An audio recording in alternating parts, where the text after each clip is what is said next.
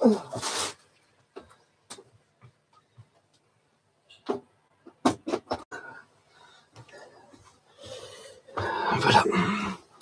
J'avais oublié la lumière. Bonjour à toutes, bonjour à tous.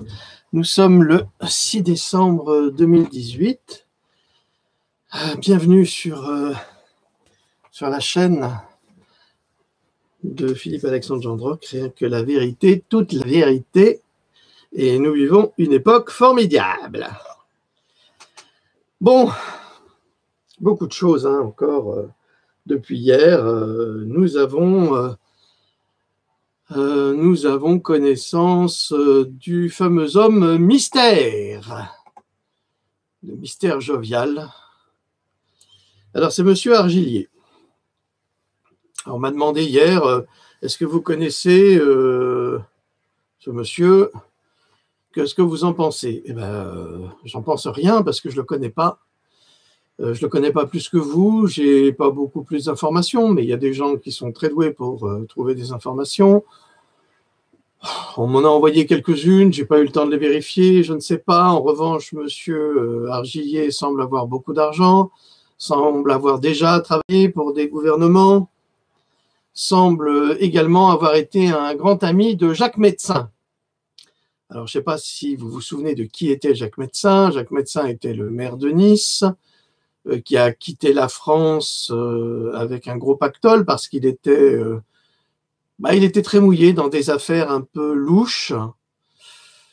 D'ailleurs, je crois que c'est le maire de Beaune actuellement qui est en garde à vue pour détournement de fonds, semble-t-il. Ah là, les têtes tombent, sauf que Jacques Médecin, il était assez lié avec le milieu niçois. Aux Niçois qui mal y pensent. Donc la mafia niçoise. Alors, quand on est ami avec ce type de personnage, d'ailleurs il se faisait appeler Jacques de Médicis quand il a fui aux États-Unis, je ne sais pas si c'est très recommandable. Bon, peu importe. Ce monsieur arrive comme un cheveu sur la soupe. Il a contacté Flyrider, enfin c'est ce jeune homme qui s'appelle Flyrider, qui a la casquette de rappeur, la belle Barberousse on pourrait l'appeler d'ailleurs, et qui est quand même un des meneurs de ce soulèvement populaire justifié, qui est celui des Gilets jaunes. Donc c'est lui qui a été contacté par ce monsieur. Bon, évidemment, au début, il a accepté, après, il a refusé. Maintenant, l'homme est révélé. Je ne sais pas si les Gilets jaunes ont besoin de ce monsieur, parce que arriver après la bataille ou en milieu de bataille, c'est pas un gage de bonne foi. S'il avait apprécié les Gilets jaunes, il aurait peut-être dû être derrière dès le début. Bon, je vous le présente quand même. C'est cet homme. Je tiens à vous remercier d'être venu ce soir. En ce qui me concerne, c'était une décision très importante que j'ai dû prendre, car c'est la première fois que je m'autorise de me présenter médiatiquement. Alors c'est clair que j'imagine que vous avez beaucoup de questions, tout à fait légitimes, et j'y répondrai à toutes. Aujourd'hui, je crois que... Alors, ce qui m'embête, c'est que monsieur est millionnaire et puis il a un jogging Adidas. Alors, il y a Brel qui disait dans une de ses chansons, faut pas jouer aux riches quand on n'a pas le sou, mais il faut pas que le riche joue au pauvre quand lui, il a les sous. Et ça, c'est quelque chose qui me gêne dès le départ. Bon, peu importe, il a son discours comme tous. Maintenant, chacun fera comme il le souhaitera, comme il voudra. Si vous pensez que c'est... Attends, arrête, dépêche-toi là. Si vous pensez que M. Argillier est votre représentant, c'est vous qui choisirez, c'est le peuple qui doit choisir. Moi, je crois que pour l'instant, le peuple, il a besoin de personne. Je suis pas... Et puis, c'est pas le peuple, il n'a pas forcément besoin d'avoir un chef. Un chef, c'est pas bon. Il faut des représentants, c'est certain, mais peut-être des représentants issus de la base, pas du sérail. C'est mon avis, parce que sinon, ça change rien. Je veux dire que on coupe pas la tête d'un serpent pour remettre un autre serpent à la place. Je dis pas que M. Argilier est un serpent, c'est pas ça du tout. Mais je crois qu'on n'est pas du même monde. Il a envoyé quand même un jet chercher un jet ou un avion, ou peu importe, j'en sais rien. Flyrider, il l'a ramené. Bon, il y a des moyens très importants. Moi, je crois qu'il y a des gens qui sont vexés de ne pas être au pouvoir aujourd'hui et puis qui veulent prendre leur revanche. Mais ce n'est pas l'objectif des Gilets jaunes, ça. On n'est pas là pour permettre à certaines personnes nanties de gagner le pouvoir. Et c'est juste une expression que je n'accuse pas M. Argilier de quoi que ce soit. Je ne le connais pas. Je ne sais pas qui il est, mais je ne sais pas. Moi, je pense que jusqu'à présent, les Gilets jaunes avaient besoin de personne et je crois qu'ils auront besoin de personne.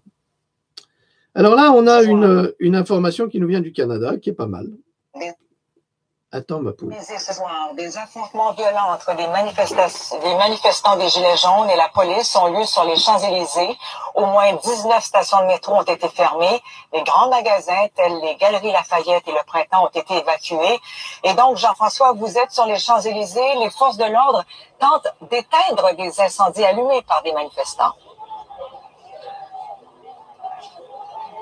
Vous savez, le fameux film Paris brûle-t-il?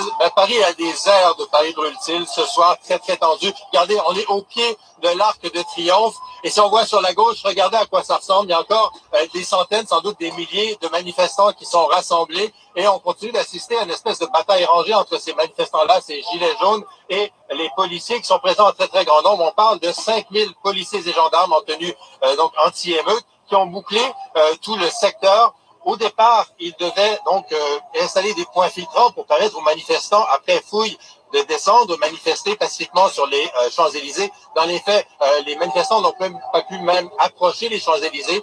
Les policiers et gendarmes ont fait usage de gaz lacrymogène avec sans ménagement, de canons à eau aussi, et puis des balles de plastique comme celle-là, donc qui ont été tirées sur des manifestants. On déplore donc de nombreux blessés, plus de 60 blessés, le chiffre est sans doute encore supérieur, blessés des deux côtés. Beaucoup d'arrestations aussi. On parle de près de 200 arrestations. Il faut savoir que les policiers donc étaient déguisés. Beaucoup d'entre eux sont déguisés eux-mêmes en gilets jaunes et organisent des espèces de commandos qui vont arrêter les manifestants qui sont les plus actifs. Bon, à voir les images, visiblement, le dialogue est difficile entre Macron, donc le président Macron, et les manifestants. Vous savez, le président Macron, mardi, a fait un discours où il a parlé surtout d'écologie. Il disait un peu tendre la main vers donc ces manifestants-là. Il y a eu aussi le Premier ministre Édouard Philippe qui devait recevoir en fait 8 représentants donc des Gilets jaunes. Finalement, il y en a 2 qui se sont présentés seulement et il y en a un qui est ressorti au bout de quelques minutes. Il faut savoir que les revendications initiales donc de ces manifestants-là concernaient la hausse des prix des carburants avec cette fameuse. Alors, vous pourrez voir cette vidéo sur ma page Facebook, si elle y est encore. Bon, là, on dit clairement que la police est déguisée en gilet jaune.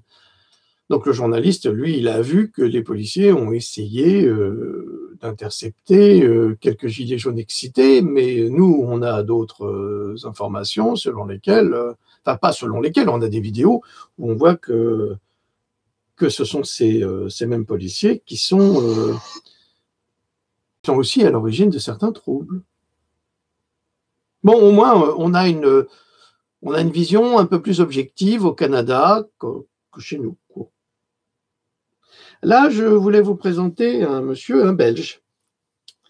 Alors, on va vous le faire entendre. Parce que 2 jours après la manifestation à Bruxelles qui a réuni 75 000 personnes, manifestation pour le climat, le premier acte politique de la Belgique dans le cadre de la COP24, c'est d'avoir voté contre une proposition de direction sur l'efficacité énergétique et de s'être abstenu d'un vote concernant les énergies renouvelables. Bravo!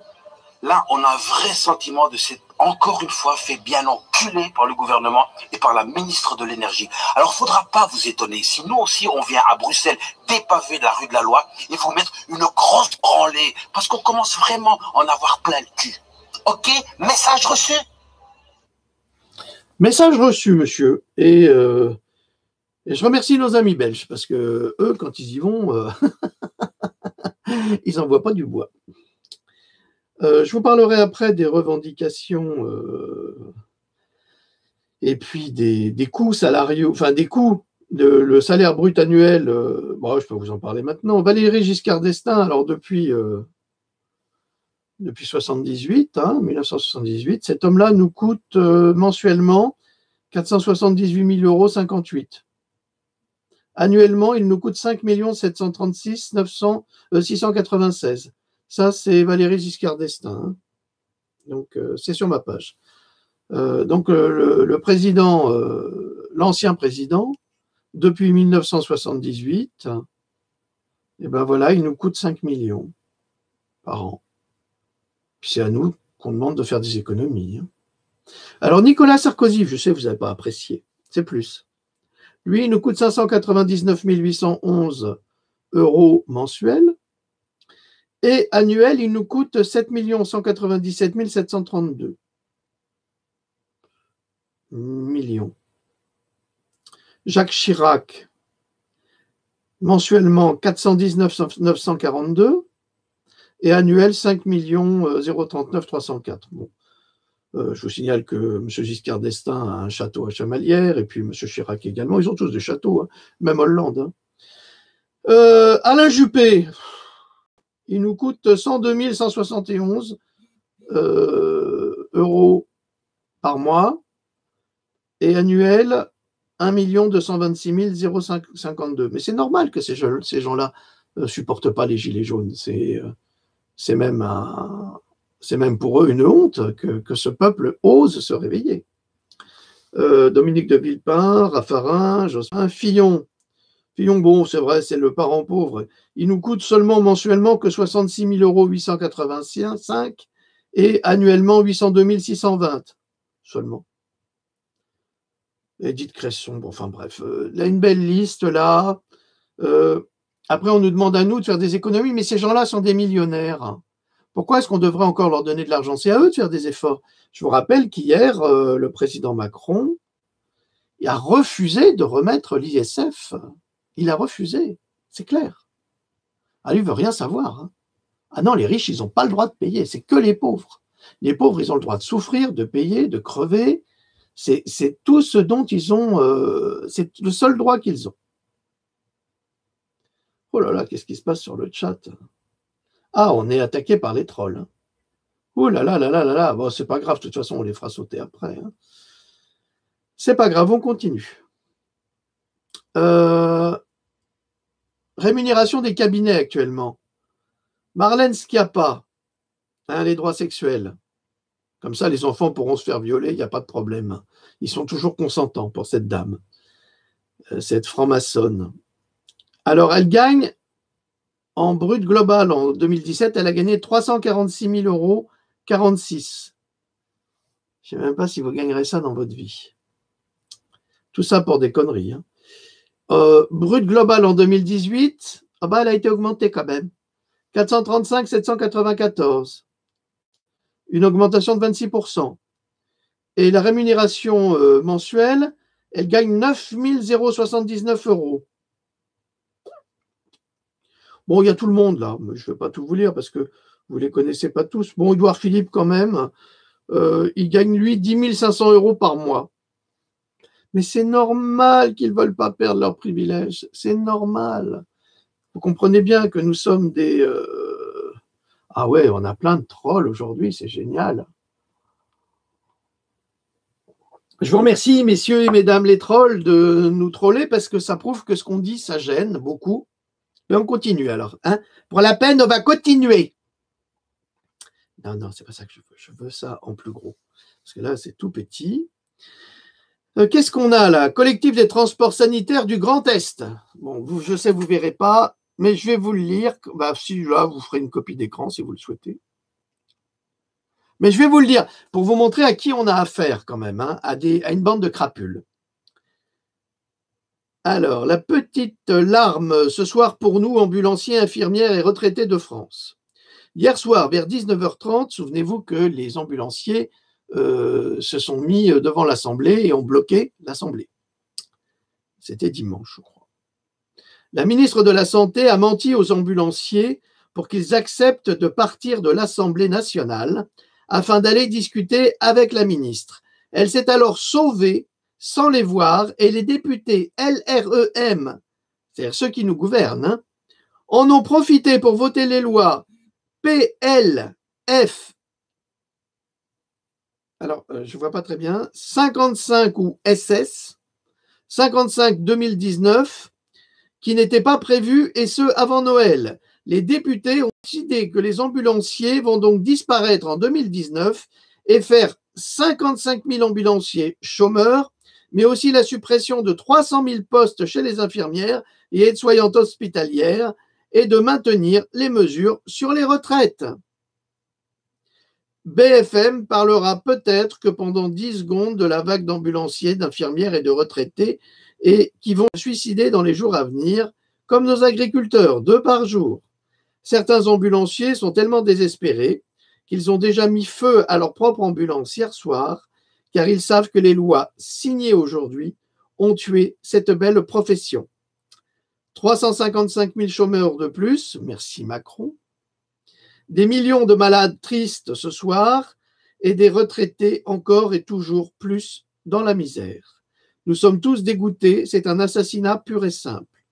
On va éviter de se foutre en l'air à cause de ces gens-là, car ils n'en valent pas la peine, mais plutôt continuer à se battre encore. Je me demande si c'est pas Fabio qui est derrière tout ça. Ah, ça doit être lui encore, la crapule. Regardez son portrait, Mister Fabio, sur le site Wanted Pédo.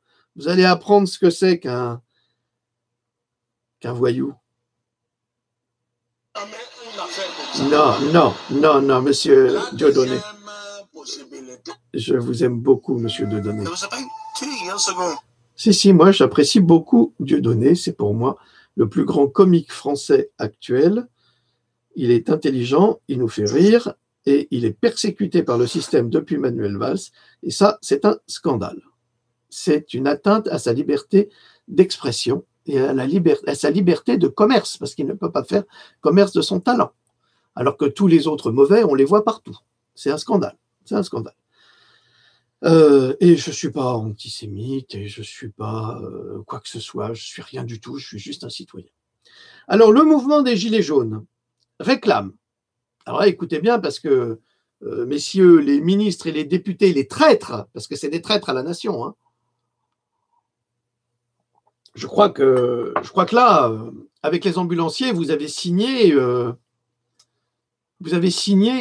l'arrêt de mort de 350 000 personnes qui vont s'ajouter aux 600 000 chômeurs qu'a déjà créé Macron. Alors, ça veut dire qu'on est déjà à 950 000. C'est que le début, hein, bien sûr. Donc, et après, vous ne comprenez pas que les gilets jaunes vous crachent à la gueule quelque part. Vous avez entendu les témoignages d'hier, qui sont dans ma vidéo d'hier, où on a 2 personnages qui... je pense que si Macron était là, mais il ne sera jamais parce que c'est un lâche, je suis désolé de le dire, hein, il n'a pas de courage. Si Macron était debout devant ces gars-là, mais il se ferait défoncer. Parce qu'il a l'habitude, mais il se ferait défoncer la figure. Voilà. Alors, les Gilets jaunes réclament, parce que c'est vrai, enfin, 1 600 € d'augmentation pour vous, messieurs et mesdames les députés, qui votaient des lois en faveur des lobbies américains contre l'intérêt national, ça s'appelle non seulement de la traîtrise, mais c'est aussi de l'escroquerie. Parce que les 30 € d'augmentation du SMIC, mais vous vous foutez de la gueule de qui? Mais vous êtes des grands malades mentaux, hein. Bon, c'est vrai que le patron des patrons, il voulait encore baisser le SMIC. Mais moi, je comprends que les gens veulent vous casser la gueule. Hein. Il n'y a pas de raison. Hein. C'est tout ce que vous mériteriez. Hein. Vous êtes des gangsters, des voyous. Moi, je propose que tous les ministres soient baissés à 5 000 euros. 5 000 euros, c'est le salaire pour tout le monde. Pour ce là, hein. Mais on va augmenter le SMIC de sorte qu'il n'y ait pas beaucoup de différence entre le salaire des ministres et le salaire des ouvriers. Parce qu'il n'y a pas de raison. Alors, qui gagne peut-être 2 fois plus, ok, ça veut dire qu'on va... allez, on est au pays des bisounours. Allez, 2 500 euros le SMIC. Et 5 000 euros pour les ministres. Et pas plus. Qu'est-ce que vous en dites? Je vous signale qu'en Suède ou dans les pays nordiques, par exemple, il y a une voiture pour le gouvernement et chaque ministre doit la réserver. Ils doivent la réserver pour se déplacer. Je vous rappelle qu'ils ont aussi des notes de frais limitées à 50 euros par repas. Ah ouais, c'est comme des tickets. Hein. Et que quand ils dépassent, c'est de leur poche. Je vous rappelle qu'il y a des ministres qui ont dû démissionner parce qu'on leur avait offert 2 bouteilles de vin. Monsieur Giscard d'Estaing, les gamins de Monsieur Bokassa, vous n'avez jamais remboursé ça, hein? Vous n'avez jamais laissé dans le pays, hein? Vous avez gardé pour vous. C'était une grosse affaire. Alors, le mouvement des Gilets jaunes réclame une augmentation du SMIC à 1 600 euros net, de quoi se loger, s'habiller, se nourrir normalement. Ce qui serait, et encore, ils n'exagèrent pas, hein. Vous voyez que les Gilets jaunes sont raisonnables. Augmentation des retraites de 25% avec un minimum de retraite de base de 1 000 euros. Eh oui, eh oui. Une augmentation de l'aide à l'invalidité, absolument. Une suppression de la CSG sur les retraites, absolument. Une diminution des taxes imposées par le gouvernement sur le gasoil, l'électricité, le gaz, la redevance audiovisuelle, alimentaire. D'ailleurs, je ne vois pas pourquoi on devrait payer une redevance audiovisuelle pour cette saloperie de télévision que vous nous vendez. On ne la regarde même pas. On ne regarde pas vos programmes. Alors pourquoi on devrait payer ça? C'est un scandale. C'est de l'arnaque, comme d'habitude. Des créations d'emplois, mais là on va y venir après. Diminution des charges patronales pour les entreprises de moins de 10 personnes pour faciliter les emplois, absolument. Vous voulez relancer l'économie? Eh bien, soutenez les petits patrons, les PME, PMI. C'est eux qui payent pour tout le monde. C'est eux qui s'en sortent pas. C'est eux qui mettent la clé sous la porte. Enfin, vous êtes des gangsters. Et pourquoi ils mettent la clé sous la porte? Pour permettre justement à ces grands lobbies de ratisser large. Ça, c'était... On revient. Alors, diminution des charges salariales, évidemment. Prime à l'aide pour la création d'entreprises, privilégier les achats dans les entreprises françaises, la retraite à 60 ans. Non mais franchement, vous laissez cotiser les gens jusqu'à 60 balais. Hein. Puis ensuite, ils sont tellement crevés qu'ils meurent 2 ou 3 ans après. Et puis comme ça, vous ne payez pas les retraites. C'est pour ça en fait que vous reculez l'âge de la retraite. C'est certainement pas pour les faire travailler. Parce que les jeunes sont bien plus performants en termes de force physique, de résistance. Mais des personnes de 60 ans, avec la nourriture que vous leur donnez à bouffer, qui est pleine de pesticides, ils sont malades. C'est pas possible. Mais messieurs les députés, mesdames et messieurs les députés, est-ce que vous avez déjà fait une maison de vos mains? Est-ce que vous avez déjà porté des sacs de ciment ou des sacs de plâtre? Est-ce que vous savez ce que c'est comme vie? Par exemple, d'être un plâtrier ou d'être un maçon. Et vous croyez que ces gens-là, ils peuvent... ou un carreleur, hein, vous croyez que ces gens-là, ils peuvent continuer à vivre travailler jusqu'à 65 ans, 63 ans? Mais vous êtes des grands malades, hein, vous êtes des grands pervers. Hein. Moi, j'ai fait 3 maisons. Ah, j'ai le dos cassé, ça je peux vous le dire. 3 hernies discales, oui. Mais les sacs de béton, les sacs de ciment, les sacs de plâtre, moi je les ai portés. Moi je sais ce qui souffre. Après se mettre à genoux et bosser comme un malade, je sais ce que c'est que ce travail. Je connais cette souffrance pour l'avoir faite moi-même. Alors, c'est un scandale de laisser travailler aussi longtemps ces professions. Et les plombiers, toujours à 4 pattes, pareil, ou les pieds ou jusqu'aux genoux dans la merde, Parce qu'il n'y a pas d'autre mot, hein. Ils sont souvent des fois dans la merde, hein, quand il y a des fuites et autres. Vous en foutez, il y a une pénibilité terrible. Je ne parle pas des mineurs et je ne parle pas de tout ça. Donc, vous ne pouvez pas vous attendre à ce que ces gens travaillent jusqu'à 63 ans. Ce n'est pas possible. Il faut faire des aménagements, il faut être intelligent, il faut utiliser leur savoir pour former les jeunes. C'est ça qu'il faut faire. Et il faut les rémunérer pour cela. Soyez intelligents, mais vous ne l'êtes pas. C'est pour ça que les gilets jaunes, ils veulent tout faire péter. Parce que vous êtes des incapables, vous avez été sélectionnés parce que vous étiez des médiocres et des incapables. Quand j'entends des jeunes députés LREM ou même 35-40 ans qui viennent dire que oui, on ne peut pas vivre, alors ça c'est une bonne femme de chez toi Macron, on ne peut pas vivre dans un beau paysage et s'attendre à avoir un hôpital à côté de chez soi. Ça veut dire que celui qui vit dans un beau paysage, il paye les impôts, il paye les taxes comme tout le monde, mais s'il est blessé, il n'a pas le droit de se soigner dans un hôpital parce qu'il n'y en aura pas. Il n'y a pas une injustice là? C'est pas une débile mentale qui dit une chose pareille? Mais c'est ça, les députés LREM. C'est formidable, non? Remise en place de l'ISF. Ah ben non, il veut pas, le petit Macron, il veut pas du tout que le remette en place, l'ISF. S'il n'a pas envie de payer. Ah, et puis, si par chance, les gilets jaunes arrivaient à gagner, il faut supprimer tous les privilèges de ces gens-là. Tous, mais tous. Hein, ils sont tous millionnaires, ils n'ont pas besoin de l'argent du peuple. En fait, ils sont remerciés par l'oligarchie à travers l'argent du peuple. C'est vachement pratique. Eh ben non, qui se démerdent. Ils sont millionnaires. Ceux qui ne sont pas millionnaires, d'accord. Mais ceux qui sont millionnaires, et il y en avait déjà plein chez Hollande, il n'y en a pas question. Et n'en est pas question qu'ils se démerdent. C'est un scandale. Dans les pays nordiques, ça n'existe pas, ça. C'est que chez nous, en France. Diminuer le nombre de sénateurs et députés, le besoin français est de 20 sénateurs et de 100 députés. Eh bien, on est d'accord. Diminuer les salaires de tous les membres du gouvernement de 30%. Je suis d'accord. Mettre l'impôt sur le revenu sur les grosses fortunes et le gouvernement. Je suis d'accord. Diminution des avantages des élus. Alors là, je viens de le dire.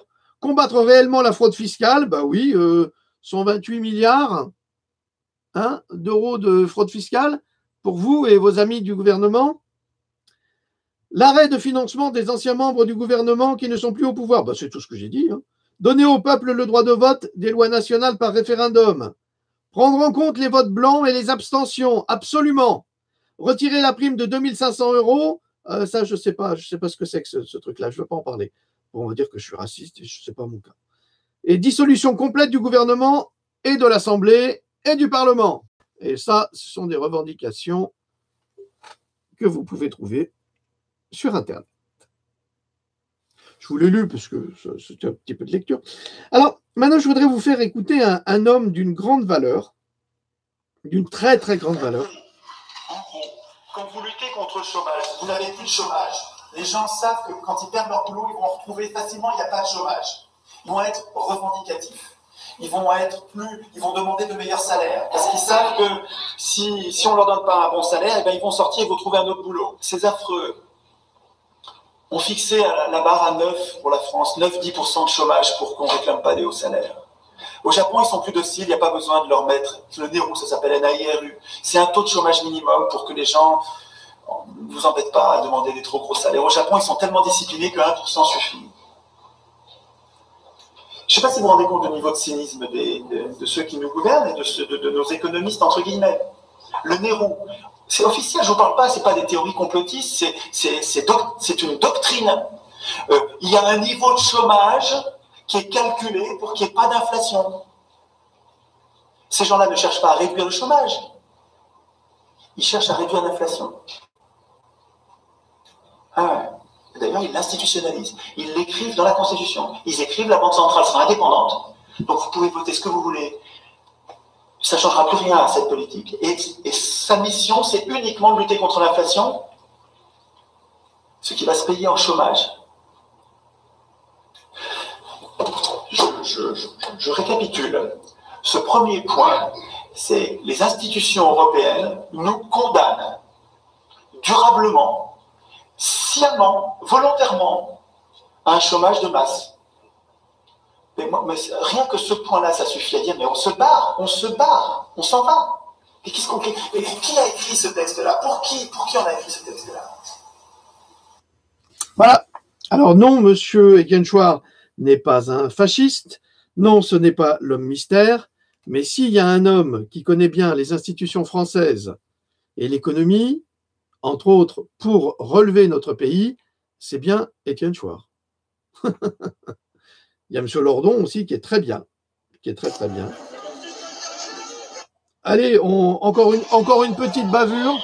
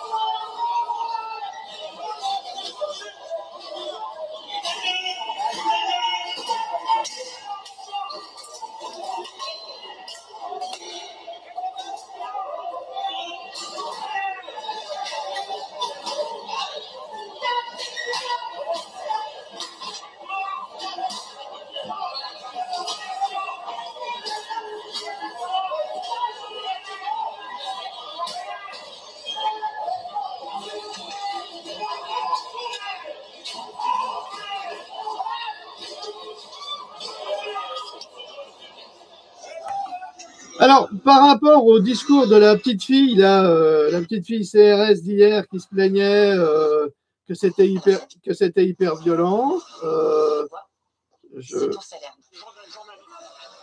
Attends, on va. Oui, je sais. C'est bien, c'est bien. Donc, par rapport au faux CRS, qui a témoigné sur France Info. Parce que pour moi, je suis de plus en plus persuadé que cette gonzesse, parce que c'est une gonzesse le mec, hein, c'est un faux CRS, parce que là, on voit que les CRS, ils tapent les gens à terre, c'est interdit. C'est interdit, normalement, de frapper des gens à terre. Bah oui, c'est vraiment interdit. Alors, qu'est-ce que je vois Il a défendu Soral. Bon, écoutez, lisez Étienne Chouard au lieu de dire n'importe quoi. Il n'a pas défendu Soral, il a assisté à un débat avec M. Soral. Il se trouve qu'ils ont échangé des idées. M. Soral a parfois d'excellentes idées et il n'est pas... Je veux dire que c'est un être humain, enfin. Il n'a pas tort tout le temps. Il n'a pas raison tout le temps, parfois il a raison, parfois il a tort, parfois j'ai raison, parfois j'ai tort. C'est pas parce que vous participez à un débat avec quelqu'un que vous n'êtes pas forcément en faveur de ses opinions personnelles. Pas du tout. Tout le discours d'Étienne Chouard, c'est un discours qui n'est pas antisémite, qui n'est pas raciste, qui est pro-citoyen et qui est pour la justice sociale. C'est bon. Et puis, M. Soral, c'est quand même un excellent historien. Il connaît très très bien toute l'histoire moderne et politique du XXe siècle. Donc, il a de très solides bases. Je ne le défends pas. Je suis objectif par rapport à une situation.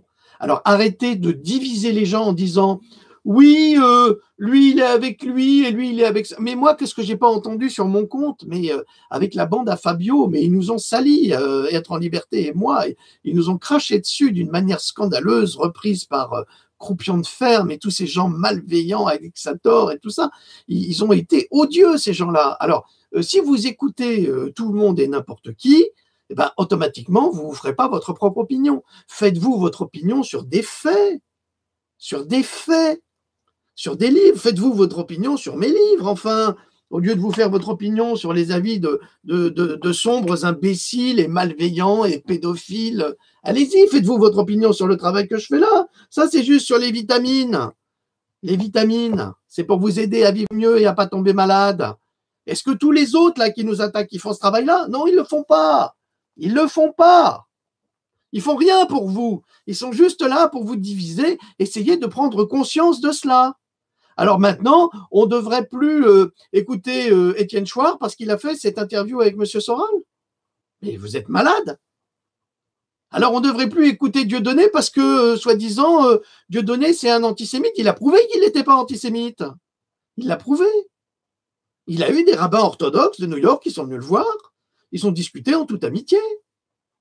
Et, vous savez, l'information, elle circule, sauf que quand il y a les grands médias qui reprennent et qui disent tout et n'importe quoi, alors les imbéciles, ils écoutent, ils disent « Ah ben voilà, il a dit ça !» Faites-vous votre opinion vous-même. Vous attaquez également Être en liberté, écoutez, regardez le travail qu'elle fait, faites le travail qu'elle fait. C'est la même chose. C'est facile de critiquer.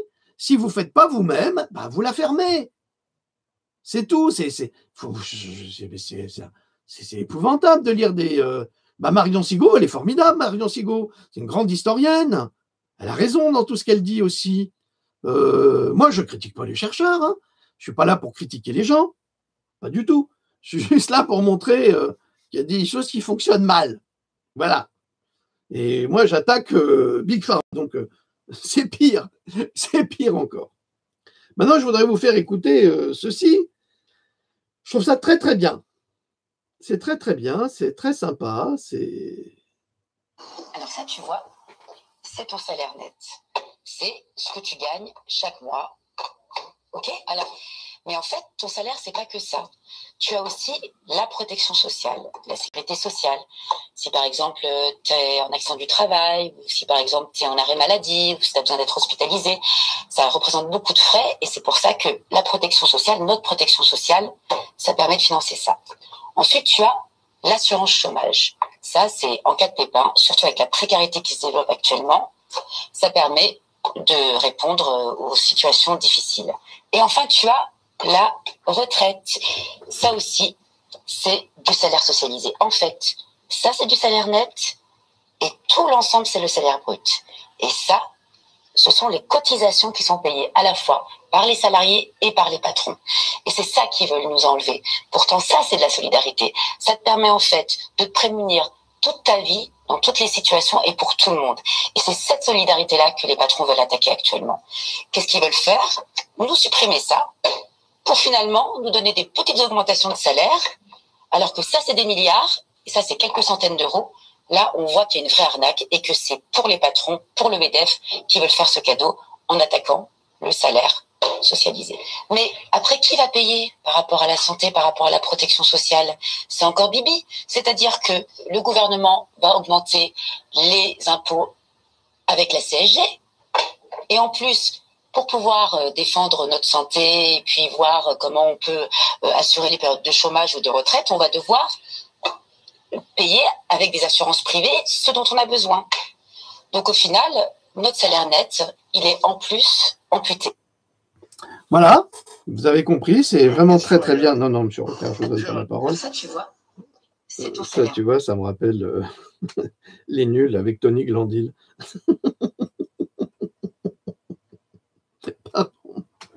Alors, bonne nouvelle, à La Réunion, les Gilets jaunes réclament l'abolition de la franc-maçonnerie. Ah non, je ne l'ai pas inventé, hein. C'est marqué là, en gros. Eh bien, ils ont tout compris.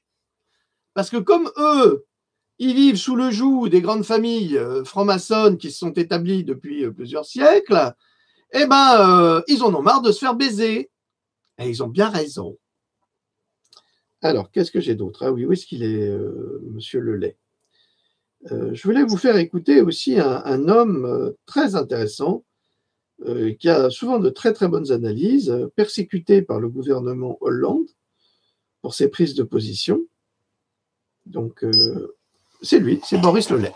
Bonjour à tous, chers amis, je suis heureux de vous retrouver pour une nouvelle vidéo qui va bien évidemment, une nouvelle fois, parler du grand mouvement populaire des Gilets jaunes, mouvement que j'ai tendance maintenant à qualifier de presque révolutionnaire, tant sa force, sa capacité d'entraînement et son soutien dans le peuple est important. Et aussi à quel point ce régime, ce système est acculé, comme vous pouvez le voir. Alors, je vais commencer par là. Samedi 8 décembre, nouvelle manifestation à Paris avec pour objectif, d'après ce que l'on en lit, l'Élysée. Le palais de l'Élysée, le palais présidentiel, là où se trouve le cœur du pouvoir, ou du moins est-ce ce que l'on en dit habituellement. Car vous avez bien compris que cette république financière appartient en réalité aux grandes banques internationales, est contrôlée très étroitement par ce qu'on pourrait qualifier d'oligarchie, disséminée dans la très haute fonction publique, notamment au ministère des Finances, où des gens que vous ne connaissez pas, touchant des centaines et des centaines de milliers d'euros, déclarés, on ne connaît pas le reste, pilotent l'économie en étroite concertation avec le grand patronat, d'autres technocrates à Bruxelles, etc. Mais tout cela sous la supervision de la finance internationale, qui a un plan très clair de saigner le peuple français. Ce n'est pas la peine de tourner autour du pot, ce n'est pas la peine de ne pas comprendre ce qu'il se passe. Le scénario pour la France qui a été arrêté, c'est le scénario grec, c'est le scénario italien, c'est le scénario espagnol, c'est-à-dire la saignée économique. La saignée qui sera bien évidemment portée par les catégories les plus pauvres, les plus fragiles, celles que ce pouvoir, que ce système pense être démuni, sans capacité de réaction, parce que ne bénéficiant pas de réseaux médiatiques, ne bénéficiant bien évidemment pas de moyens financiers, n'ayant pas de relais dans les cercles de pouvoir. Bref, face à tout cela, face à ce peuple que l'on pensait pouvoir soumettre à cette saignée, eh bien, la rupture soudaine, inattendue, qui prend la forme donc de ce mouvement des Gilets jaunes, mais qui est beaucoup plus large. Il y a un compteur officiel, vous savez, sur Facebook. Il y a maintenant plus de 2 millions de personnes en France qui se comptent comme Gilets jaunes, en sachant qu'il y a beaucoup de gens qui ne sont même pas sur Facebook. Des personnes qui, soit par désintérêt, soit parce qu'elles n'ont pas accès, Alors, je vous encourage se considèrent comme des Gilets jaunes, à suivre aussi s'ajouter. Donc, Boris Lelay, parce que parfois il a, enfin même assez souvent, c'est quand même quelqu'un de très intelligent, qui a très très bien compris les arcanes du système. Eh bien, il fait très calmement, toujours posé, il ne s'énerve pas comme moi, en tous les cas. Et il a dû fuir le pays parce qu'il a été persécuté par Valls. Alors Valls, j'ai vu en Espagne, vous l'avez vu en Espagne, là, je vous l'ai passé hier, il est quand même traité de puta. Je ne sais pas comment il a fait pour se faire détester autant en Espagne. Donc, je vous encourage à suivre Boris Lelay, qui a dû fuir le pays parce que le gouvernement Hollande a voulu le faire taire. Ah, elle est belle la démocratie. Bon, on a fait notre petite revue de presse. Maintenant, moi, je vous répète à nouveau, je réitère à nouveau que samedi, il va y avoir une grande manifestation à Paris et je suis extrêmement inquiet. Inquiet parce que certains gilets jaunes, semble-t-il, ont l'intention de venir armés. Alors, je suis un profond soutien citoyen des Gilets jaunes, mais je suis un profond opposant à la violence armée. Voilà. Qui vit par le glaive, périt par le glaive. C'est une règle universelle. Si vous venez avec des armes, eh bien en face, ils utiliseront des armes plus fortes que les vôtres. Et ce n'est pas forcément ceux qui viendront avec des armes qui seront blessés, mais c'est d'autres personnes pacifiques. Et je ne suis pas tout à fait certain que c'est une bonne solution, que ce soit une bonne solution. Parce que la violence appelle inévitablement la violence. Est-ce que c'est ce que les Gilets jaunes veulent faire? Actuellement, et ça se passe très bien, les Gilets jaunes bloquent les raffineries, commencent à bloquer les ports, comme on l'a vu hier, le port de Marseille. Ça peut faire chuter le gouvernement. Ça peut le faire chuter parce que le gouvernement, c'est la finance. Et automatiquement, les parents, les pères fondateurs de ces gouvernements, qui sont les oligarques, vont licencier inévitablement leurs représentants, parce que ce sont des représentants de commerce. Donc, c'est cette résistance-là qui est plus utile, d'une part, moins violente et surtout moins risquée. Parce que s'ils bloquent les ports comme ils l'ont fait avec des containers, la police, elle peut faire ce qu'elle veut, ça ne bougera pas. Hein. Et là, il n'y a pas de violence. Ils ne peuvent rien faire. Je pense que c'est ça qu'il faut faire. Ce n'est pas autre chose. Si vous y allez avec des armes, ça se passera mal. C'est une mauvaise solution, c'est une mauvaise idée. Eux, ils sont prêts. Vous avez bien vu comment le ministère de l'Intérieur gère les choses en infiltrant avec des armes. Alors, je vous signale que le fameux flashball, normalement, il y a une distance minimum entre 20 et 40 mètres. Entre comment dirais-je, entre 20 et 40 mètres, mais on a des photos où, à moins de 10 mètres, des flics utilisent ces armes-là qui sont létales à moins de 10 mètres. Alors qu'il faudrait 20, 25 à 35 mètres ou 40 pour pouvoir les tirer, pour dissuader. Mais là, ils ne veulent pas dissuader. Ça veut dire qu'on a des grands crétins à qui on a donné des armes de guerre, quasiment, qui vont handicaper les gens parce qu'ils visent la tête. Hein, attention, hein. Ils sont entraînés, ces gens-là. Ils savent très bien comment ils visent. Hein. Et puis cette vieille dame-là, à Marseille, 80 ans, elle a été visée à la tête avec cette grenade lacrymogène. Au 4e étage. Attendez, moi je voudrais savoir, est-ce que les gilets jaunes, ils ont des ailes? Hein? Ils volent? Ils volent, et puis alors l'autre, il des tirs aux pigeons. Et puis ils vont tirer là. Non mais, Monsieur Castaner, vous avez des policiers qui sont des grands malades. Hein. On les a vus là, ils tapent des gens à terre, c'est interdit. Vous brisez toutes les lois. Vous faites tout pour vous faire détester. Vous êtes une bande de crapules.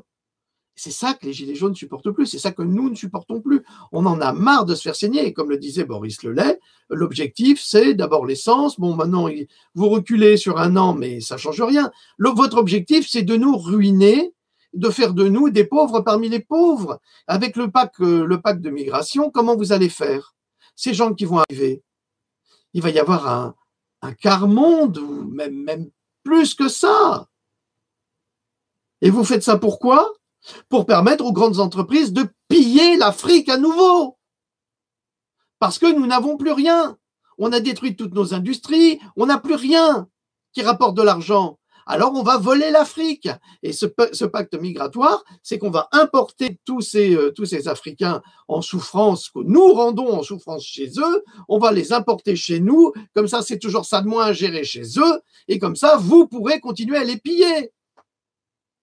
C'est ça le pacte migratoire. Je vous signale que des pays ont refusé. L'Australie ne veut pas savoir. Pourtant, l'Australie, c'est un pays immense, immense. Mais ils ne veulent rien savoir.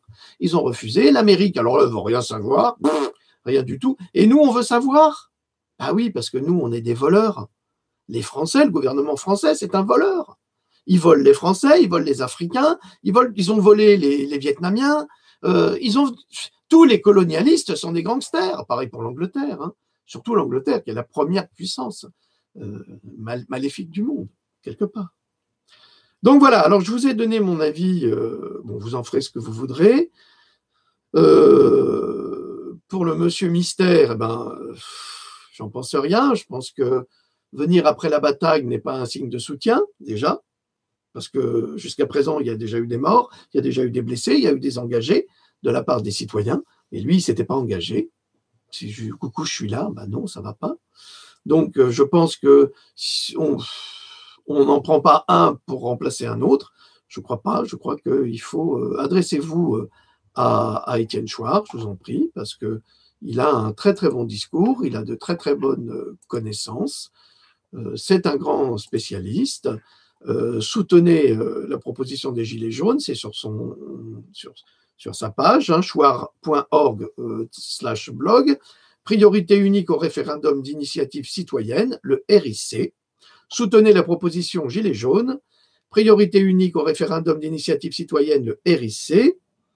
Le pouvoir de l'initiative, le référendum d'initiative citoyenne, c'est la possibilité pour le peuple, entre parenthèses 100 000 personnes par exemple, de se poser lui-même les questions qu'il juge importantes et ensuite d'y répondre à la majorité, en décidant effectivement, en passant au-dessus de ses représentants du moment.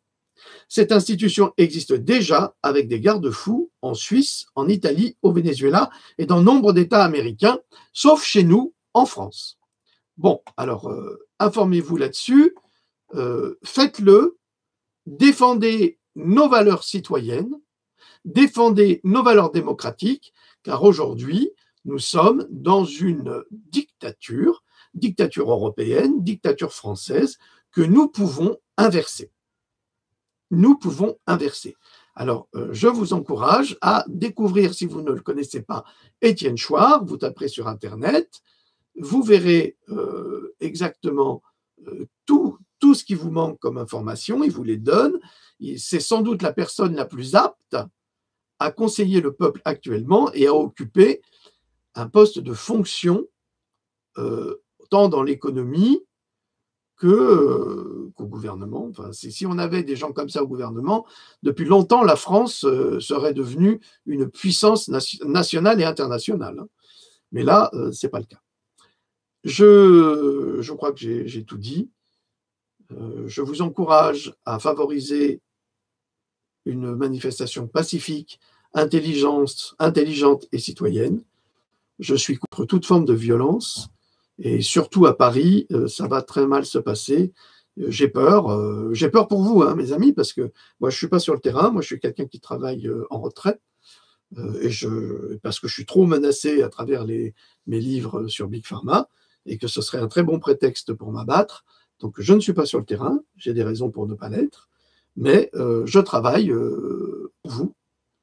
pour vous informer et il va falloir que je lève un peu le pied parce que moi, je vis de mes livres très chichement, hein, attention. C'est pas parce que ça, c'est ramené de Thaïlande, ça m'a coûté 5 € et cette veste, ça m'a coûté 15 €. Donc, vous inquiétez pas, je vis pas dans le luxe. Hein. Donc, et il va falloir aussi que je vende mes livres. Donc, que je refasse un petit peu de publicité, parce que moi, je ne bénéficie pas de toutes les publicités télévisées et autres des uns et des autres. Donc, je vais devoir bientôt relever un petit peu le pied, parce qu'il faut que je retravaille, hein, il faut que je travaille aussi pour nous, pour notre famille. Voilà, je vous remercie pour tout. Je vous remercie pour votre écoute, je vous remercie pour votre soutien Gilets jaunes. Comme je vous l'ai dit hier, c'est un combat citoyen, mais c'est aussi une lutte du bien contre le mal, parce que c'est au-delà des apparences, hein. C'est vraiment le bien contre le mal. Soyons dans le bien pour éradiquer ce mal qui nous pourrit la vie à tous et à toutes. Voilà. Merci de votre écoute, de votre généreuse écoute, de votre bienveillance. Je remercie mes 2 snipers du chat qui se sont débarrassés des trolls et des malveillants, parce que je ne peux pas faire ce travail en même temps. Donc, comme ça, ils sont prévenus, les autres. Mais ils vont revenir à l'attaque, hein, c'est certain. Je vous dis peut-être à ce soir s'il y a des infos, peut-être pas, ça dépendra. Allez, à plus tard. Merci beaucoup. Salut.